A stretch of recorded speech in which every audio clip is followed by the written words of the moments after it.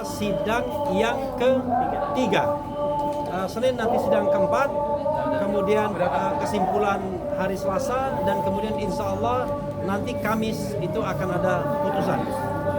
Mudah-mudahan putusan ini mencerahkan, karena kita tadi menganggap, ya saya pribadi dan juga mungkin teman-teman menganggap dua hal.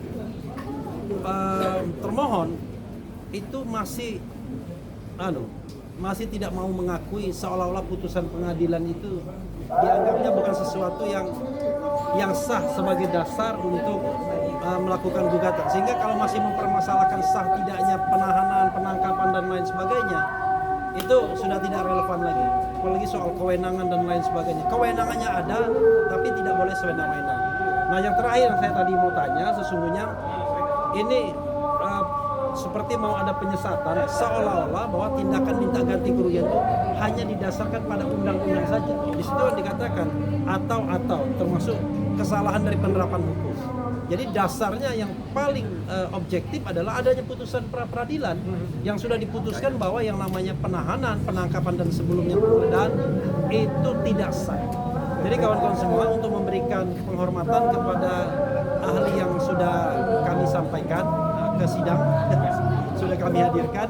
Silakan Mas Didi duluan. Oke, sedikit ya. Kalau misalnya saya harus tegaskan, tadi saya juga nggak tahu, sebenarnya saya nggak mau menduga-duga apa maksud dan tujuan dari pertanyaannya mereka. Ya, maksudnya itu. Tapi saya harus tegaskan, yang namanya putusan hakim itu menjadi, kalau final and binding, adalah undang-undang juga. Undang-undang kepada para pihak yang terkait di sana. Jadi tidak bisa tidak, dan itu putusan hakim jelas menjadi satu sumber hukum dan menjadi undang-undang.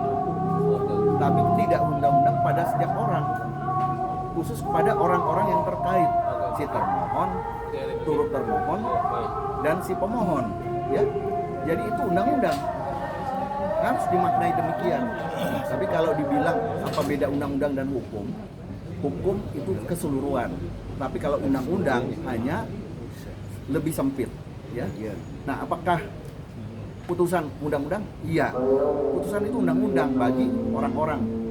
Tapi kalau yang namanya putusan Mahkamah Konstitusi itu juga undang-undang dengan sifat erga omnes, yaitu berlaku untuk semua, ya. Jadi harus dipahami kalau kayak begitu. Makanya kita ini sarjana hukum, bukan sarjana undang-undang, ya. Demikian ya, saya rasa cukup ya. Oke, ya, makasih.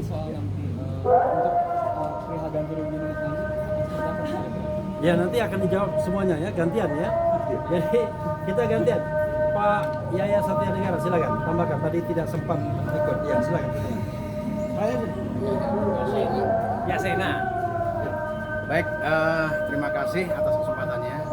Jadi saya menambahkan apa yang disampaikan oleh rekan kami, Bung Refli. Memang kalau masalah ganti rugi itu kita mengacu kepada putusan Prapit 99, di mana dalam putusan sendiri semua juga mendengar, ya, bisa diajukan setelah putusan ini 14 hari. Nah, waktu ketuk palu putusan Prapit 99 itu Prapit pertama. Sekarang masuk Prapit ketiga. Nah, namun tadi kita semua juga dengar yang dipermasalahkan kesannya bahwa penangkapan, penahanan, ya, itu masih sah, gitu kan? Nah, kemudian tidak ada pembantaran, jadi kesannya lagi ada penolakan bahwa mereka itu dibantarkan selama sakit, padahal selama mereka sakit itu, maksudnya klien kami sakit itu tidak ada pembantaran, tetap dalam status penahanan. Jadi kalau status penahanan jangan dihitung hari, jangan hitung jam, hitungnya ya selama itu ya ditahan sesuai dengan surat perintah penahanan. Jadi jangan dipilah-pilah, cuma ditahannya hitung berapa, 1,5 jam, 3 jam, nggak begitu, ya kan? Surat perintah penahanan berlaku sampai dengan terakhir masuk penyerahan tahap kedua ke kejaksaan itu, dan diputuskan ternyata penangkapan, penahanan itu dinyatakan tidak sah oleh putusan Prapit 99, Prapit pertama dari kami. Ya, semoga ini menjadi patokan, jangan lagi ngejelimet, jangan lagi berputar-putar gitu kan. Jangan lari lagi ke pasal 173, lari lagi ke masalah penahanan yang sah, penangkapan yang sah. Tidak, udah diputuskan Perpres 99. Itu aja ngacunya ke situ. Ganti ruginya berapa? Oke? Terima kasih. Assalamualaikum warahmatullahi wabarakatuh. Ya. Aku kembalikan ke Bung Raffi. Soalnya kita pendek-pendek aja ya, jangan panjang-panjang. Kasihan teman-teman. Ya. Assalamualaikum warahmatullahi wabarakatuh.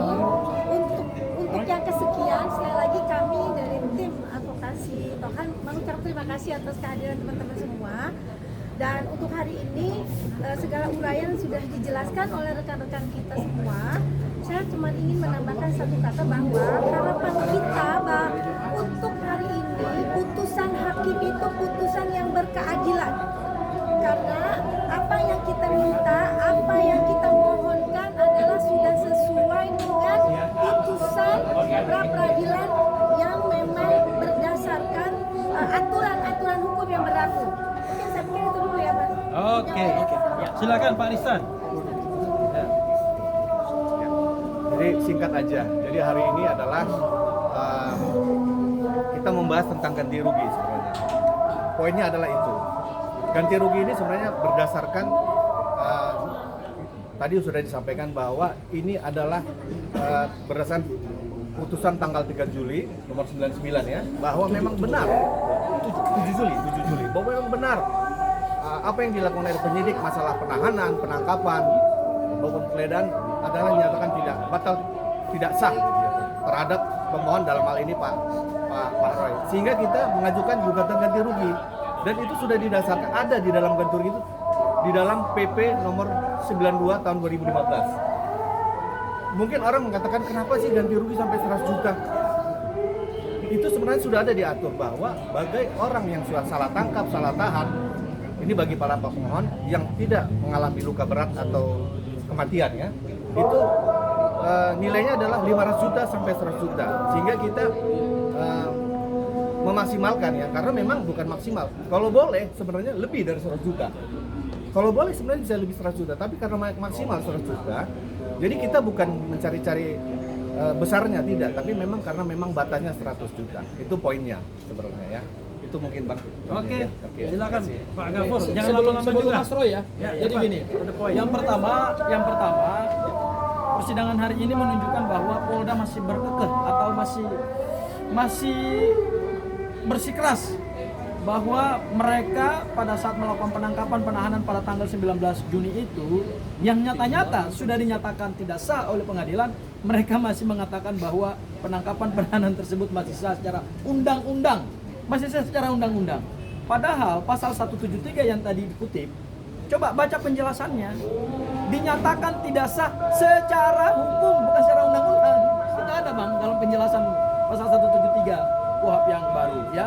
Jadi jelas bahwa dengan kita mengajukan mekanisme pra-peradilan ini saja, penyidik masih bersikeras untuk menyatakan bahwa penangkapan penahanan itu masih sah karena masih masuk dalam ranah kewenangan mereka. Ya iya, ranah kewenangan, tapi ranah kewenangan yang sewenang-wenang gitu. Itu hal yang pertama. Kemudian hal yang kedua, Anda bayangkan kalau kita tidak menempuh pra-peradilan, hal yang nyata-nyata dinyatakan tidak sah saja oleh pengadilan masih diingkari oleh penyidik, apalagi sesuatu yang tidak di-challenge melalui pra-peradilan.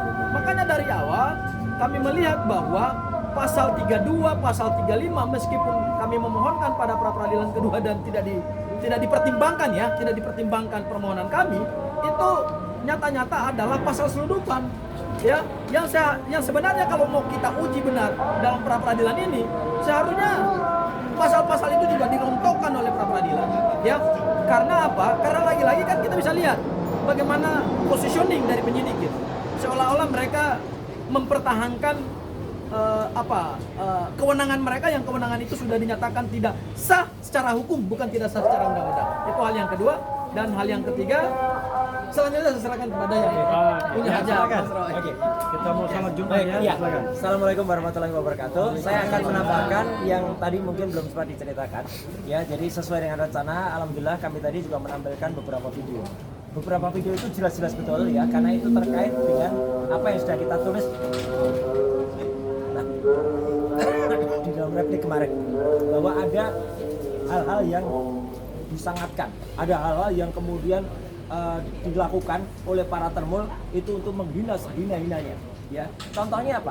Contohnya ketika mereka mengirimkan karangan-karangan bunga, dan tidak hanya karangan bunga ke Polda Metro Jaya dan ditaruh di Jalan Gatot Subroto, ya, itu kan jelas-jelas menunjukkan kepada masyarakat bahwa ini loh kegeringan kami, ini loh padahal kan itulah mereka menari di atas kesalahan, ya, kesalahan Polda Metro Jaya akhirnya, karena kan akhirnya itu terjadi dan karangan bunga itu, dan kemudian tidak hanya dikirimkan ke Polda Metro Jaya, tapi juga dikirimkan ke kampus Universitas Gadjah Mada di Yogyakarta. Apa hubungannya dikirimkan juga ke kampus dan tadi teman-teman bisa lihat ya, siapa pengirim-pengirimnya, anonim semua, meskipun ada yang kemudian mengaku itu dari TKI, mana tadi luar negeri, ada yang dari kelompok apa, memang ada. Itu dulu ketika kasus Ahok ya itu terjadi beberapa pengusaha karangan bunga akhirnya apa? Akhirnya nangis ya, akhirnya mengeluh karena tidak dibayar.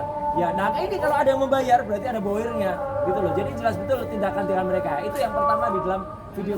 Ya, dan karangan kita juga ada karangan bunga yang kita mengeluhkan, memprihatinkan itu, tapi ternyata hilang. Ya, kemudian hilang Bu Mary yang kemudian waktu itu melakukan, dan Bu Mary tanggung jawab karena beliau yang mengirimkan. Dan yang kedua yang ingin saya sampaikan di dalam video tadi juga jelas bagaimana statement dari orang-orang yang tidak ada hubungannya secara langsung, tidak punya legal standing, yang namanya Peradi Bersatu, orangnya kemudian memaki-maki, ya, Jaksa Agung dimaki-maki, Pak Dasko dimaki-maki, kemudian siapa aja pejabat-pejabat juga dimaki-maki. Apa mereka malah memaki-maki orang lain ya? Kemudian mereka itu mereka memprotes ya ketika terjadinya waktu itu mereka menyebutnya penangguhan. Padahal bukan penangguhan, memang tidak ditahan. Ya, memang dalam putusannya itu tidak ditahan oleh kejaksaan. Dan yang ketiga, saya juga ingin menyampaikan bahwa apa yang tadi kita lakukan itulah semata-mata sudah menunjukkan pemahaman kita terhadap hukum. Pemahaman kita terhadap hukum di mana itu ada putusannya yang pada pra-peradilan yang pertama itu sudah jelas-jelas mereka melakukan penahanan, penangkapan dan penggeledahan tidak syah. Dan saya nggak perlu ulangi, tadi Pak Refli, Pak Gafur dan teman-teman yang lain sudah menyatakan bahwa ternyata Polda masih berusaha mengingkari dengan kata-kata di dalamnya yang itu kemudian masih harus dipertimbangkan, masih harus padahal itu jelas-jelas putusan dari pra-peradilan, putusannya sudah mengikat, putusannya sudah inkrah. Ya, apa yang bisa kita katakan kepada mereka? Kalau mereka nggak bisa baca putusan, malu bro kalau mereka itu nggak bisa baca putusannya. Itu sudah jelas inkrah gitu. Iya, Malu. udah wanti-wanti mau lihat kaos deh. Iya, malu itu ya. Gitu. Dan yang terakhir yang saya sampaikan, kami juga memberikan dukungan ya kepada sahabat saya Dr. Tifo Siati Asuma yang insya Allah ada tanggalnya, tapi belum tentu nanti apa itu yang terjadi pada hari Kamis tanggal 6 Agustus itu. Ya, apakah benar itu akan sidang, ataukah nanti ada perdebatan seru dan lain sebagainya. Dan juga saya juga menyampaikan secara pribadi dan juga secara teman-teman, kami kemarin juga membersamai pemeriksaan undangan klarifikasi dari Pak Ugro Seno di Mabes.